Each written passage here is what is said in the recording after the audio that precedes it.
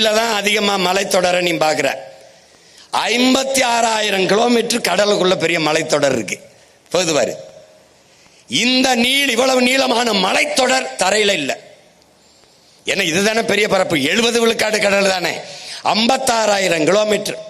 இதிலே அதிகப்படியாக ஆக்சிஜனை இது பாரு உள்ள ஒரு அருங்காட்சியகம் இருக்குது பூரா உயிரினங்கள். இதுல 25 விழுக்காடு கடலுக்குள்ள வாழ்கிற உயிரினத்தை தான் இதுவரை கண்டுபிடிச்சிருக்கோம். 75 விழுக்காடு உயிரினங்கள் இன்னும் கண்டுபிடிக்கப்படவே இல்லை. 100 கோடிக்கு மேற்பட்ட உயிரினங்கள் கடலுக்குள்ள வாழும்ன்றான். 100 கோடிக்கு மேற்பட்ட உயிரினங்கள் யாரும் கண்டுபிடிக்கல. இந்த 25 விழுக்காடு தான் கண்டுபிடிச்சிருக்கான். அது நாம சாப்பிடுற இந்த எறாச்சூரா, இந்த என்ன சொல்றது, நண்டு, இந்த மீன் வகைகள்ல வேணா அதான் அதை தான் நம்ம நினைச்சுக்கிட்டு இருக்கோம். இப்ப உப்பை தந்தது யாரு? கடல். முதல்ல உப்பு, கடல்ல இருந்து உப்பு தந்துருச்சு. அடுத்து யாரு? உணவு. இதுல நீ நல்லா கவனிக்கணும். மனித குலத்தின் மானுடத்தின் உணவு தேவையில் 30 விழுக்காட்டை நிறைவு செய்பவள் நம் கடல் அம்மா, நிறைவு செய்பவர்கள் நம் மீனவ சொந்தங்கள் என்பதை அறிவார்ந்த தமிழ் சமூக மக்கள் புரிந்து கொள்ளணும். அப்ப 30 விழுக்காடு நில வேளாண்மை, மறுபடி அந்த ஆடு மாடுகள் இதெல்லாம் போக கடல் உணவு மட்டும் 30 விழுக்காடு மனித உணவு தேவையை நிறைவு செய்து. அடுத்தது பவளத்திட்டுகள், பவளப்பாறுகள். இங்க பாரு, இந்த பவளம் என்பது ஒரு பெரிய அரிய உயிரினம். இது என்ன செய்யுதுன்னா, இதன் மூலமா தான் இந்த ராமேஸ்வரம் மண்டபம் பகுதியில் தான் இது அதிகம் அந்த பவளப்பாறைகள் இருக்கு. மற்ற இடத்துல அதிகமா இல்லை. அங்க மன்னார்ல இருக்கு இந்த பவளத்திட்டுகள். இது என்ன ஆயிருதுன்னா, வேகமாக இந்த கடல் அலையை பூரா தடுத்து கரையை கரைக்காம, கரையில பெரும் அலை மோதி கரையை கரைக்காம தடுக்குது.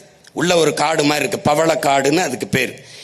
இந்த காடுகளுக்கு உள்ளதான், இந்த பவள பாறைகளுக்கு உள்ளதான் பல உயிரினங்கள், கடல்வாழ் உயிரினங்கள் முட்டையிட்டு குஞ்சு பொரிச்சு தன்னுடைய இனப்பெருக்கத்தை செய்து பெரும்பங்காற்றுது இந்த பவளப்பாறை. அதனாலதான் இந்த பவள காடுகள் என்று சொல்றோம்.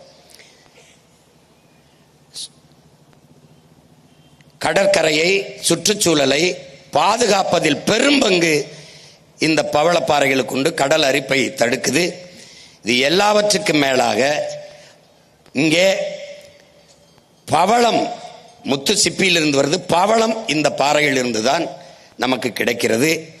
இதை வெளியிலே, தரையிலே, நிலத்திலே எப்படி காடுகள், மலைக்காடுகள் என்று சொல்லுகிறோமோ, இந்த பவள காடுகளை நாம் கடலின் மலைக்காடுகள் என்று அழைக்கிறோம். இது எப்படி இங்கே வெளியில மழை பெய்யறதுக்கு இந்த காடு அவசியமோ, அப்படி கடலுக்குள்ளே இருக்கிற பவளப்பாறைகளை, பவளக்காடுகளை நாம் கடல் மலைக்காடுகள் என்று அழைக்கிறோம். இப்ப இந்த மாசுகளால் இந்த பவளத்திட்டுகள் எப்படி அழியுது அப்படிங்கிறத நம்ம அப்புறம் பார்க்கிறோம். இது என்ன செய்து பாரு, அந்த பவளப்பாறையில் அழிக்குது. இது கண்டல்லாம் அலையாத்தி காடுகள். இலக்கியத்தில் நமக்கு கண்டல்னு பேர். இப்போ 2000 ஆண்டுகளுக்கு முன்பு இந்த அலையாத்தி காடுகள் நம்மளுடைய வாழ்க்கையோடு இணைந்து வந்திருக்குங்கிறது சங்க இலக்கியம் சொல்லுது.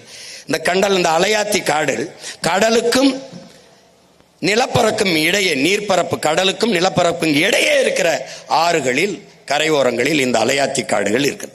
இந்த அலையாத்தி காடுகளின் சிறப்பு என்ன அப்படின்னு பார்த்தீங்கன்னா, எல்லா உயிரினமும், எல்லா செடி கொடி மரமும் நன்னீரில் தான் வளரும். உப்பு நீரை உட்கொண்டு வளராது, உப்பு நீரில் வளராது. ஆனால் உலகிலேயே உப்பு நீரில் வளர்ந்து வாழ்கிற ஒரே செடி இந்த அலையாத்தி காடுகள் தான். இது பெரும் அதிசயம். இந்த அலையாத்தி காடுகள் அந்த கரையோரங்களில் இருக்கிற பல உயிரினங்களின் ஒரு கூட்டு தொகுப்பு அலையாத்தி காடு.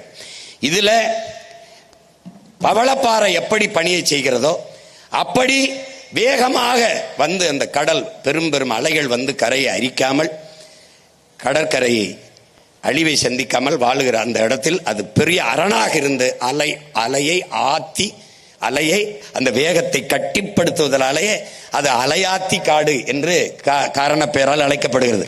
ஆனால் அதற்கு இலக்கிய பெயர் கண்டல் தான். அதுதான் அதற்கு பெயர். அலையை ஆத்துவதால், நீரை ஆத்திரம், பாலை ஆத்திரம், சூடா இருக்கிற தேநீரை ஆத்திரம், அது மாதிரி வேகமாக வருகிற அலையை ஆத்துது. அதனால அலை ஆத்தி அது காடு.